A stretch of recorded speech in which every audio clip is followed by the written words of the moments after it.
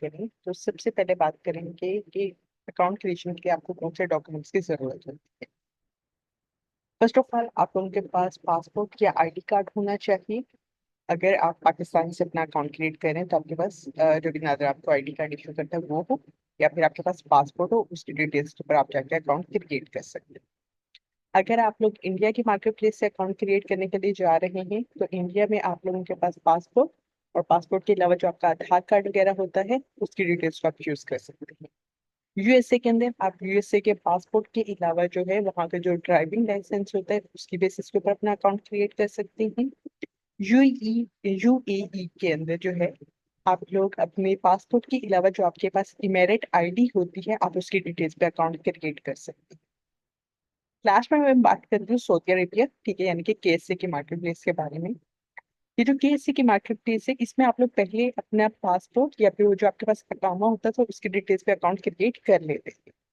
But ये है कि जी लास्ट ईयर जो था ना, लाइक अगर मैं आपको बताऊं, सितंबर के बाद से जो था केएससी की गवर्नमेंट ने अपनी पॉलिसीज चेंज की। तब से जो है अब आप लोग अगर तो वहाँ के कोई वो अरबी हैं, ठीक है, वहाँ की आपके पास नेशनैलिटी है, तब आप लोग अपनी वहाँ की पर्सनल डिटेल्स पे अकाउंट बना सकेंगे। या फिर आपके पास ट्रेड लाइसेंस या आपकी कंपनी होना जरूरी है, उसकी बेसिस के ऊपर आप लोग वर्किंग कर सकते हैं। अगर आप लोग वहाँ पे जॉब करें कैसे वगैरह में आपके पास पासपोर्ट मौजूद है, आपके पास अकाउंट मौजूद है, तो अब आप उसकी डिटेल्स पे अकाउंट क्रिएट नहीं कर सकते क्योंकि वहाँ की गवर्नमेंट ने अपने लॉज वगैरह चेंज किए। कि पहला जो है पॉइंट वो यही है कि आपके पास आईडी कार्ड या फिर पासपोर्ट होना चाहिए किसी भी कंट्री का, उसकी बेसिस के ऊपर आप लोग अकाउंट के लिए अप्लाई कर सकते हैं। नेक्स्ट बात करते हैं कि जब आप लोग अकाउंट क्रिएट करने के लिए जा रहे थे तो वहां पे आप लोगों ने ना मेनली अपना एड्रेस एंटर करना होता है जहाँ से आप बिजनेस कर रहे हैं। लाइक अगर मैं पाकिस्तान से बिजनेस करूँ मैं अपना पाकिस्तान का एड्रेस वगैरह एंटर करूंगी। आप जिस कंट्री से कर रहे हैं जहाँ का पासपोर्ट या आईडी कार्ड यूज कर रहे हैं आपने वहीं का एड्रेस एंटर करना है। ये एड्रेस ऐसा होना चाहिए जहाँ पे आप लोगों को कोई भी ऑनलाइन पार्सल इजिली जो है वो रिसीव हो सके। क्या होता है ना कि जब आप लोग अमेजोन के ऊपर अकाउंट क्रिएट करते हैं तो अमेजोन जो है वेरिफिकेशन के लिए आपकी इस एड्रेस के ऊपर आपको एक पोस्ट कार्ड भेजता है। उस पोस्ट कार्ड के अंदर 3 डिजिट कोड मेंशन होते हैं। आपने वो 3 डिजिट कोड अपने सेल सेंटर के अंदर जाके पुट करने होते हैं। तब आप लोगों का अकाउंट जो होता है वो सेलिंग के लिए एक्टिव होता है। अब एक इशू आता है कि लाइक अगर मैं पाकिस्तान के नॉर्दर्न एरियाज वगैरह की बात कर रही हूँ तो वहाँ पे क्या है, ये एबटाबाद कश्मीर या गिलगित वाली साइड होगी, लोग पहाड़ों पे रहते हैं, वहाँ पे कोई प्रॉपर स्ट्रीट एड्रेस नहीं है, प्रॉपर कोई हाउसिंग नंबरिंग नहीं हुई। तो वहाँ पे आप लोगों को ये कोड पहुंचने में ना बहुत ज्यादा मुश्किलात होती हैं क्योंकि हमें पता है पाकिस्तान के अंदर अगर हम लोग लोकल कोरियर सर्विस यूज कर रहे हैं, लेपर्ड है, टीसीएस वगैरह है, या जीपीओ पाकिस्तान पोस्ट ऑफिस के थ्रू हम लोग करवा रहे हैं, तो वहाँ पे लोगों को आसपास एक दूसरे का पता होता है, नामों वगैरह से लोग जानते हैं, पहाड़ियों के नाम से जानते हैं, तो आपको प्रोडक्ट पहुंच जाती है। बट यहाँ पे जो अमेजोन अपना पोस्ट कार्ड भेजता है वो जो इंटरनेशनल कोरियर सर्विस है यूपीएस उसके थ्रू भेजता है, तो वो फिर इश्यूज हो जाते हैं। तो इसलिए अमेजोन वेरिफिकेशन के लिए आपके पास भेजते हैं, तो आप लोगों ने कोशिश करनी है कि आपका एड्रेस जो है वो प्रॉपर एड्रेस हो, ठीक है, जिसके अंदर house number, street number, area वगैरह हर एक चीज मेंशन है।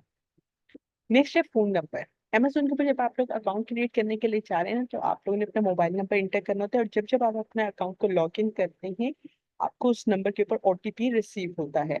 OTP means one time password. अब पाकिस्तान के अंदर आप लोगों ने देखा होगा कि कुछ इश्यूज चल रहे हैं। अगर आप लोग जीमेल के ऊपर अकाउंट बनाते हैं या किसी और साइट के ऊपर अकाउंट क्रिएट करने के लिए जाते हैं तो पाकिस्तानी जो है ना नंबर के ऊपर आपको ओटीपी रिसीव नहीं हो रहा होता। अमेजोन पे भी सेम चीज ही है कि जब आप लोग अकाउंट क्रिएट करने के लिए जाएंगे तो आजकल इश्यूज आ रहे हैं, समटाइम आपको ओटीपी रिकॉर्ड रिसीव नहीं होता और समटाइम हो जाता है। अगर तो आपको ओटीपी कोड रिसीव हो जाता है पाकिस्तानी नंबर के ऊपर तो वेल एंड गुड, बट अगर नहीं होता तो फिर आप लोगों ने किसी और कंट्री का नंबर बाय कर लेना है।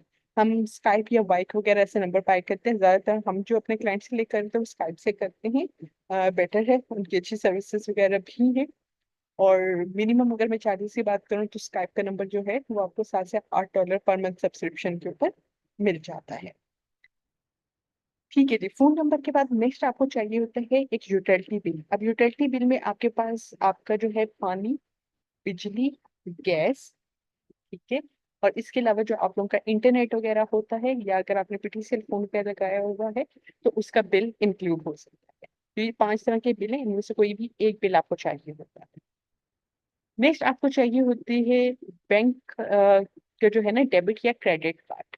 ठीक है, अमेजोन के ऊपर आप लोगों ने जाके अपना ये कार्ड अटैच करना होता है, जिससे अमेजोन अपनी फीसेस वगैरह काटते हैं, जो भी उसकी सेलिंग फीस होती है और फर्दर जो उसने अपने फीसेस और चार्जेस वगैरह डिडक्ट करने होते हैं। अमेजोन वैसे तो आपको क्रेडिट कार्ड अटैच करने का कहते हैं, बट अगर मैं आपको पाकिस्तान की कुछ डिफरेंट कंट्रीज की बात करूँ, वहाँ पे क्रेडिट कार्ड आपको इशू नहीं किया जाता, जस्ट डेबिट कार्ड इशू किया जाता है। तो आपका जो भी मास्टर डेबिट कार्ड है या वीजा कार्ड वगैरह है, वो ओके। जस्ट आपने एक चीज करनी होगी, जिस भी बैंक अकाउंट का आप लोग कार्ड यूज कर रहे हैं, आपने उनसे इंटरनेशनल जो ट्रांजेक्शन होती है ना उसको इनेबल करवा लेना। पहले डिसेबल होता है, आप इंटरनेशनल पेमेंट्स नहीं कर सकते।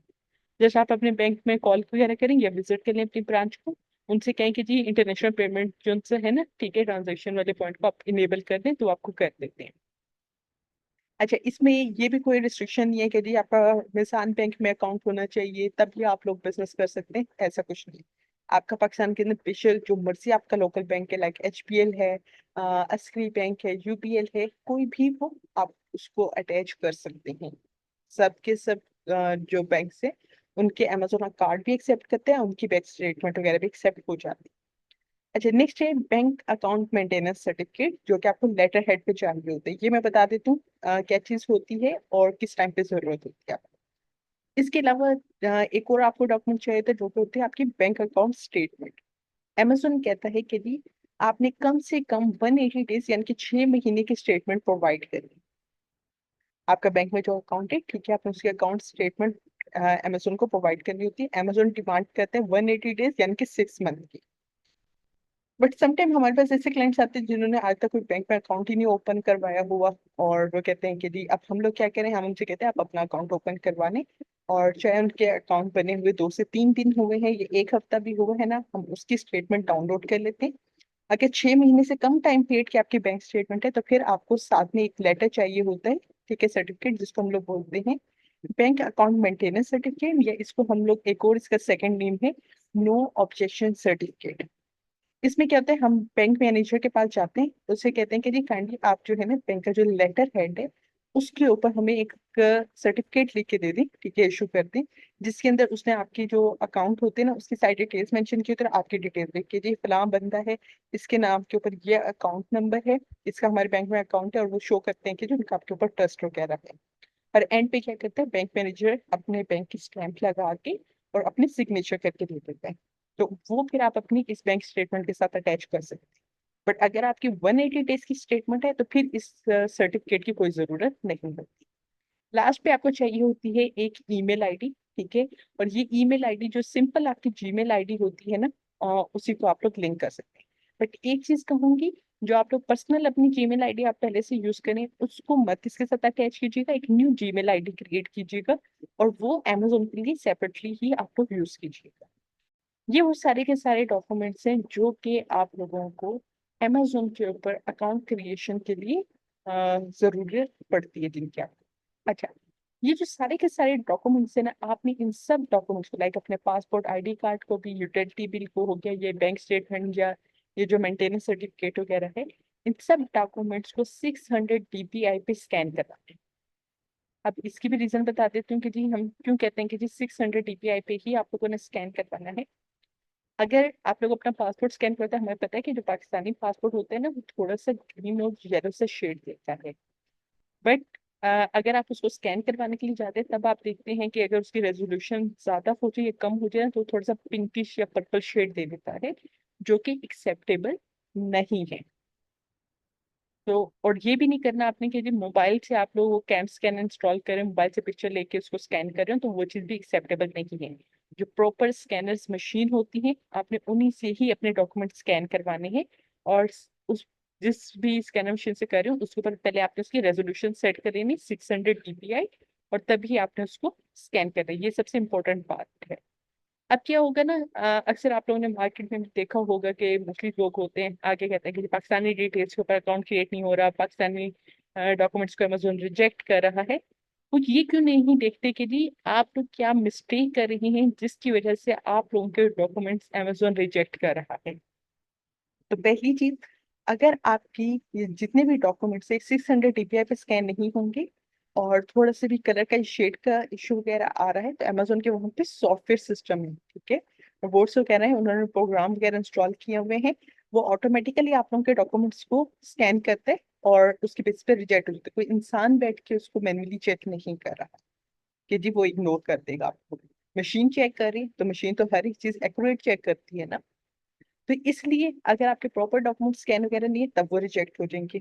सेकंड, एक और सबसे बड़ा इशू क्या आता है, अगर आप अपने आईडी कार्ड को अटैच करें तो ये आईडी कार्ड के ऊपर जो आपका एड्रेस मेंशन है, प्लस जो आप लोग मैन्युअली एड्रेस एंटर कर रहे हैं वो, थर्ड जो आपका ये यूटिलिटी बिल है इसका एड्रेस, और फोर्थ जो आपके बैंक अकाउंट स्टेटमेंट है इसके ऊपर एड्रेस, इन चारों जगह का जो एड्रेस है ना वो सेम होना चाहिए, एक पॉइंट का भी डिफरेंस ना हो।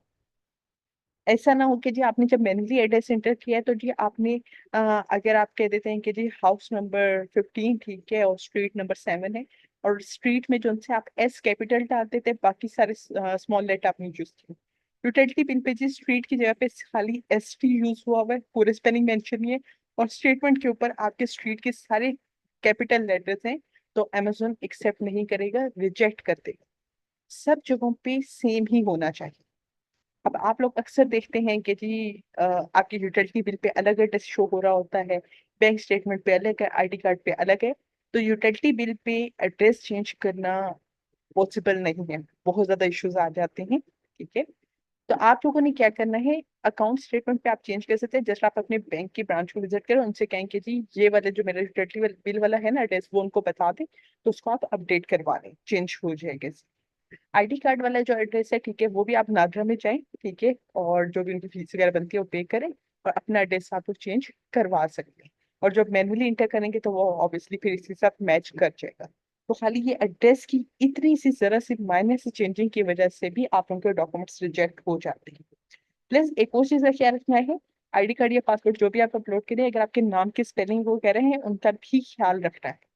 अगर वो भी आप लोगों के एक दूसरे से डिफर कर रहे होंगे ना और बैंक स्टेटमेंट वगैरह पे, तो तब भी आपके डॉक्यूमेंट्स अमेजोन रिजेक्ट कर देता है किसी भी बेस पे। और समटाइम तो ये होता है कि अक्सर लोगों का डॉक्यूमेंट्स एक्सेप्ट हो जाते हैं, और हफ्ते या 2 हफ्ते के बाद जो होता है ना, फिर अमेजोन कोई ना कोई इशू उठा के और आप लोगों का अकाउंट सस्पेंड कर देते हैं कि जी आपके डॉक्यूमेंट्स वगैरह जो उनसे है वो वेरीफाई नहीं हुए, डाटा वगैरह आपका मैच नहीं कर रहा। तो स्टार्ट पे ही आप इन सारी चीजों के ऊपर वर्किंग करके जाएं, सारे सारे एड्रेसेस को आप लोग करेक्ट करवा लें, कोई भी इसके ऊपर इशू ना बन रहा हो, फिर जाके अप्लाई करें, तो कभी आप लोगों के अकाउंट के अंदर कोई इशू नहीं आएगा, और ना ही आप लोगों के कभी डॉक्यूमेंट्स रिजेक्ट होंगे। तो ये थी अमेजोन अकाउंट क्रिएशन के हवाले से कुछ रिक्वायरमेंट्स। अच्छा, इसी के साथ जो है मैं आपको एक एक्स्ट्रा रिकॉर्डेड लेक्चर जो मैंने किया हुआ है पहले से वो शेयर करूंगी। उसके अंदर मैंने पूरा प्रोसीजर बताया हुआ है A to Z, कि आप लोग इन डिटेल्स के साथ जो उनसे कैसे जाके अमेजोन के ऊपर अपना सेलर अकाउंट क्रिएट करेंगे, और कितनी टाइप्स होती हैं सेलर अकाउंट की, और फीसेस वगैरह ईच एंड एवरीथिंग उसके अंदर डिटेल में मेंशन है। ओके। अच्छा, अब जो है ना नेक्स्ट कंपनी क्रिएशन और वेबसाइट क्रिएशन के लिए, उसके लिए मैं नेक्स्ट पार्ट रिकॉर्ड कर रही हूँ, ताकि आप लोगों के पास ये सेपरेट रिकॉर्डिंग जो है वो अवेलेबल होगी पार्ट्स में, ताकि इजिली आप लोग जो उनसे है उस पार्ट को ओपन करके और उस टॉपिक को कवर अप कर सकें।